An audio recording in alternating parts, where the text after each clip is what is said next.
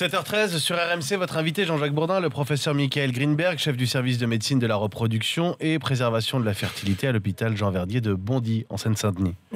Bonjour professeur. Bonjour. Vous êtes l'un des médecins, vous avez signé 30, vous êtes 130 en tout, hein. Vous avez signé la mise en place d'un véritable plan contre l'infertilité en France. Parce que la France a beaucoup de retard par rapport à d'autres pays d'Europe et à beaucoup de pays d'Europe. Plan contre l'infertilité, ça veut dire que vous relancez ce fameux débat autour de la PMA, la procréation médicalement assistée. Qu'est-ce que la PMA? À qui s'adresse la PMA?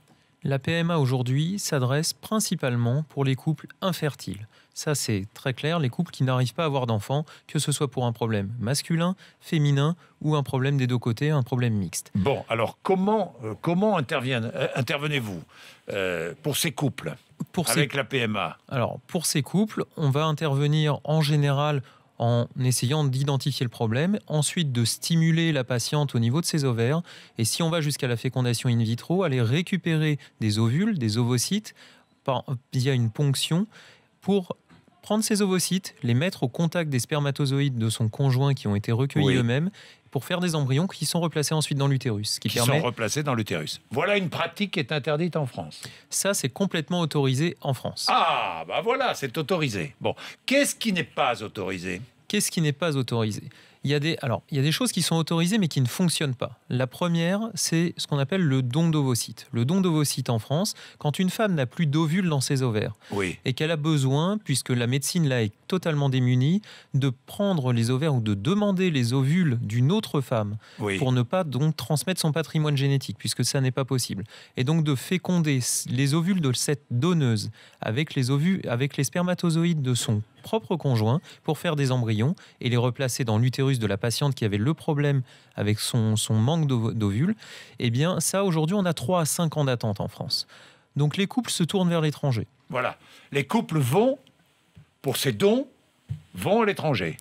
Espagne, Belgique, République tchèque, Grèce, des choses qui ne sont pas forcément très cadrées d'ailleurs et des choses avec des pratiques totalement mercantiles aujourd'hui.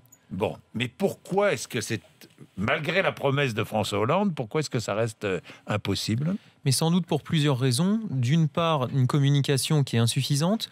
Nous, l'impossibilité de communiquer librement avec des campagnes. Aujourd'hui, tout est cadré par l'Agence de la biomédecine. Aujourd'hui, nous, on demande à pouvoir communiquer de manière beaucoup plus libre pour essayer, dans chaque centre, de pouvoir essayer de récupérer des donneuses potentielles.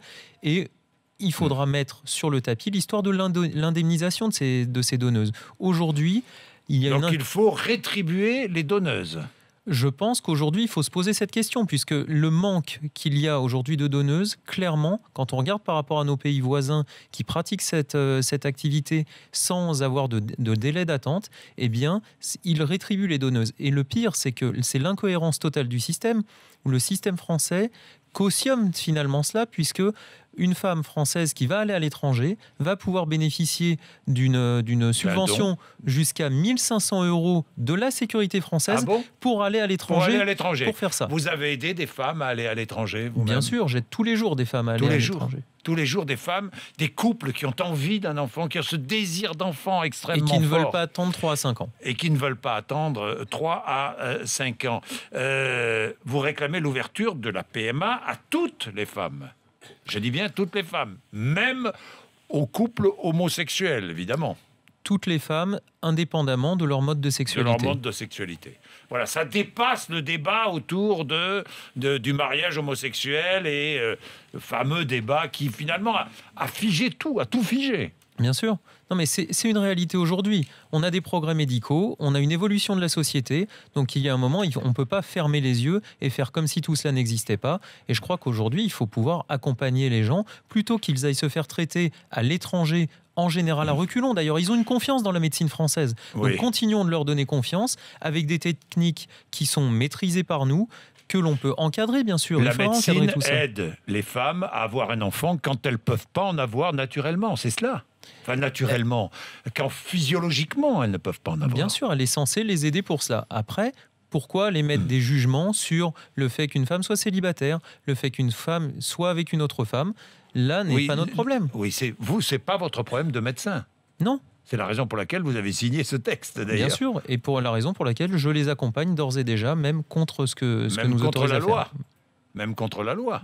Vous pourriez être poursuivi, professeur. On s'est mis à 130 justement pour essayer de faire en sorte de ne pas l'être, ne pas l'être. mais en théorie oui. Bon, vous demandez à ce que les femmes puissent congeler leurs ovocytes en vue d'une grossesse ultérieure. Ça existe en Espagne, en Grande-Bretagne ou en Belgique, par exemple. Ça existe en France aussi, mais dans un cadre très strict qui est celui d'avoir une pathologie médicale ou un traitement, type traitement anticancéreux, dont on sait qu'il va être délétère pour la fonction ovarienne, qui va détruire les ovaires. Là, on a le droit.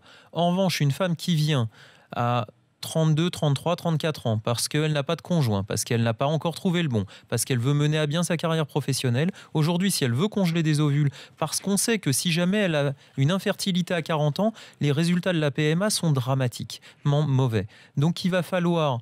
On serait beaucoup plus efficient si on avait recours à des ovules qu'elle aurait congelés à 30 ans, 32, 32 ans. Et aujourd'hui, ça, on ne l'autorise pas à le faire. Oui, on n'autorise pas. Alors que les hommes peuvent conserver leur sperme en paillettes dans tout laboratoire agréé. Alors, c'est aussi encadré, mais aujourd'hui, on fait une ordonnance d'un médecin sans justifier le motif et on arrive à les faire congeler, quelle que soit Donc, différence entre l'homme et la femme, là. Différence claire. Différence claire entre l'homme et la femme.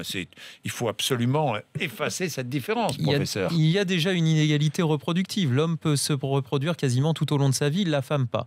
Donc la femme, après 40 ans, ça devient extrêmement compliqué.